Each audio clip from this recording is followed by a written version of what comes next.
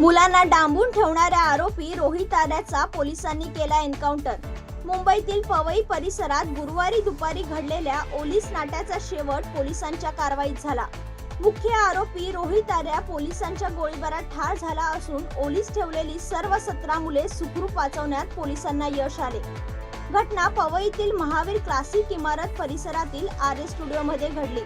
रोहित आर्याने ऑडिशनच्या बहाण्याने 8 ते 14 वयोगटातील मुलांना आत बोलवले आणि काही तासांसाठी ओलीस ठेवले। यामुळे परिसरात तणाव निर्माण झाला आणि मोठा पोलीस फौजफाटा घटनास्थळी दाखल झाला। मोहिमेदरम्यान आरोपीने एअर गनने पोलिसांवर गोळीबार केला। आत्मसंरक्षणासाठी पवई पोलीस ठाण्याचे सहाय्यक पोलीस निरीक्षक अमोल वाघमारे यांनी प्रत्युत्तरादाखल गोळी झाडली। त्यात आर्या गंभीर जखमी झाला। त्याला तातडीने रुग्णालयात नेण्यात आले, पण उपचारादरम्यान त्याचा मृत्यू झाला।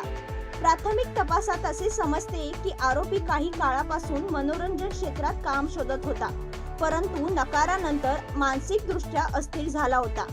सध्या हे प्रकरण पुढील तपासासाठी गुन्हे शाखेकडे वर्ग करण्यात आले आहे।